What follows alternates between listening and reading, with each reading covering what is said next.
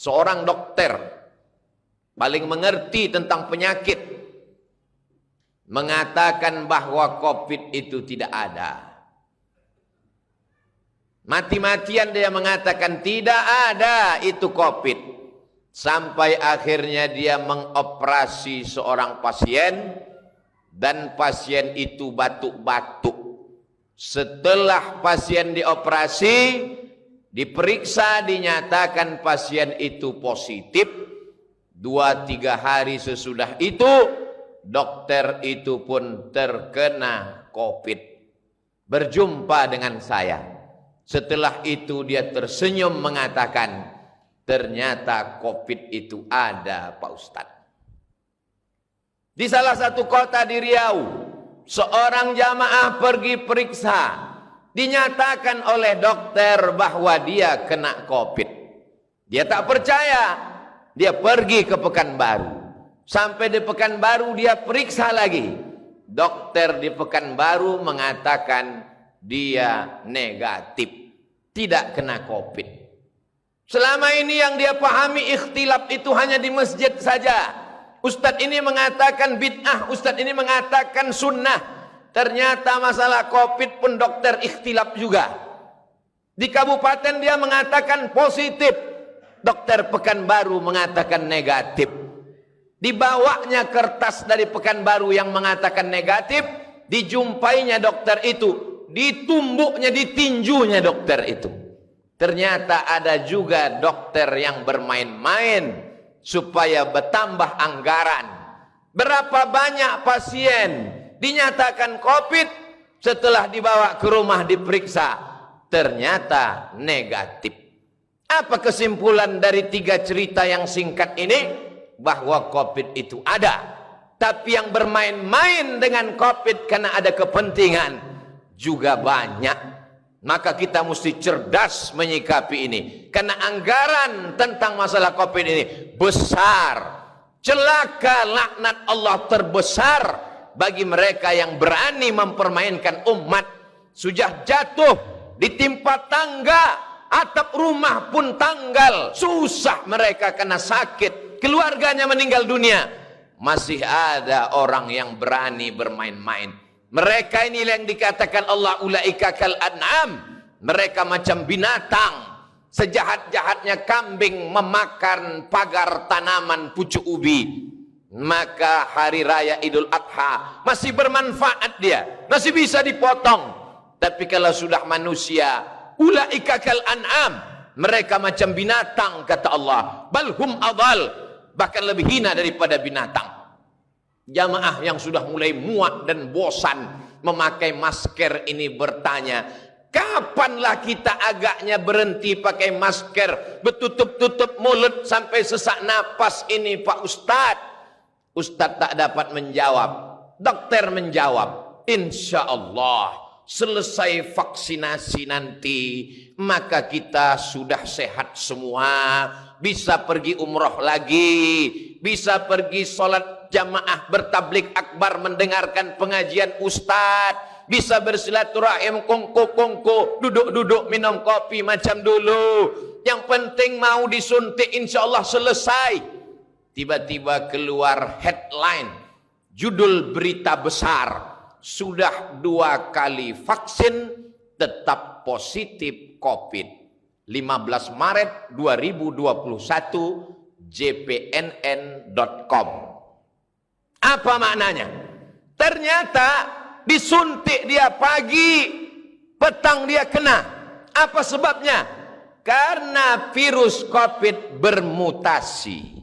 Dia berkembang biak, dia terus berkembang, dia tidak berhenti. Orang yang sudah vaksin, kata Pak Dokter, hanya menambah kekebalan tubuh, tapi untuk menangkis sama sekali tak ada yang menjamin. Berapa banyak dokter, kepala daerah sudah vaksin, kena juga.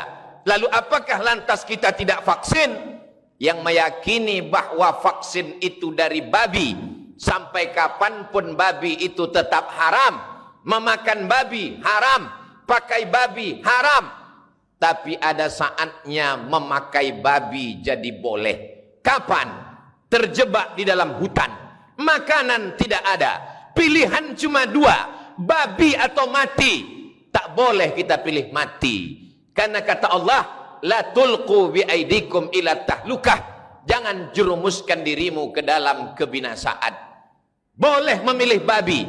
Akhaffud dararain, kalau memang mudaratnya lebih ringan. Tidak ada paksaan. Berpendapat dengan pendapat sendiri akan menyesatkan. Maqaba man istasyara wa ma nadima man istakhara. Tidak akan sia-sia orang yang mau meminta pendapat orang lain, dan tidak akan menyesal orang yang mau bermusyawarah. Wa amruhum syura bainahum. Orang beriman bermusyawarah, minta pendapat orang yang tahu. Fas'alu ahla dzikri, tanya orang yang tahu. In kuntum la ta'lamun, kalau kamu tidak tahu. Adakah titik terang di tengah kegelapan ini? Orang yang memandang titik terang hanya orang yang bersama dengan Allah. Kalau mengharapkan vaksin, tak dapat diharapkan. Berharap kepada dokter, dokter pun mati juga. Orang yang ditolong Allah hanya orang yang berusaha dan berikhtiar. Apa yang bisa kita lakukan, Pak Dokter? Tetap pakai masker, karena virus sampai hari ini belum bermutasi masuk ke telinga. Nanti kalau virus bermutasi masuk ke telinga, barulah kita sumbat telinga. Entah bagaimana pula lagi nanti model khutbah Jumat di masa akan datang. Sampai hari ini virus hanya baru masuk rongga mulut dan lubang hidung. Maka tutuplah mulut, tutuplah hidung. Tangan bersalaman bersentuhan, kena air liur, air hidung, maka cucilah pakai hand sanitizer. Masih selamat insya Allah. Masih tetap sholat berjamaah, masih tetap jaga jarak, masih tetap menjaga diri. Tapi orang yang tidak mau ke masjid, melarang orang ke masjid, tapi di mal, di pasar dibiarkan. Di mana letak hati kecilmu? Tak malukah engkau nanti kalau berjumpa dengan Allah? Di masjid orang hanya 5-10 menit. Masbuk, lambat sampai masjid, sudah qomat. Hanya 5 menit dia di masjid. 5 jam orang duduk beramai-ramai, ketawa, cekakak cekiki, tertular penyakit. Masjid yang kau salahkan. Tak malukah engkau nanti menyebut nama Allah, menyebut Rasulullah, padahal tempat ini yang dipanggil Allah, dipanggil Rasulullah sallallahu alaihi wasallam. Tetap jaga protokol kesehatan, tapi jangan sampai meninggalkan ibadah kepada Allah subhanahu wa ta'ala. Tetap cuci tangan, tetap pakai masker, tetap jaga jarak, tetap beribadah. Seorang pasien luka kakinya, pergi ke rumah sakit. Sebetulnya luka itu hanya kecil saja. Lalu Pak Dokter pun menjelaskan, karena ibu ada bibit-bibit diabetes, ini luka kecil ini nanti akan menjadi besar. Kalau luka ini sudah besar menjadi akut, menjadi parah, maka kaki akan dipotong, diamputasi. Akhirnya si pasien berpikir pagi, petang dan malam. Gula darahnya jadi naik, tekanan darahnya menjadi naik, jantung koronernya kumat, darahnya pun kumat.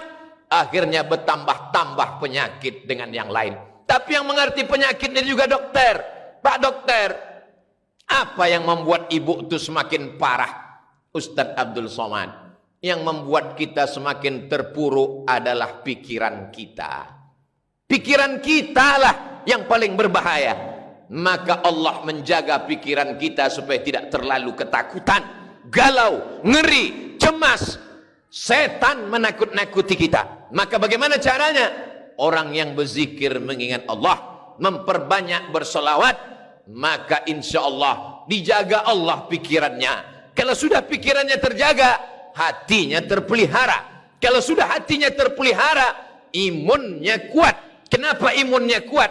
Karena imannya kuat. Kalau imunnya kuat, maka virus COVID tak akan dapat menyerang.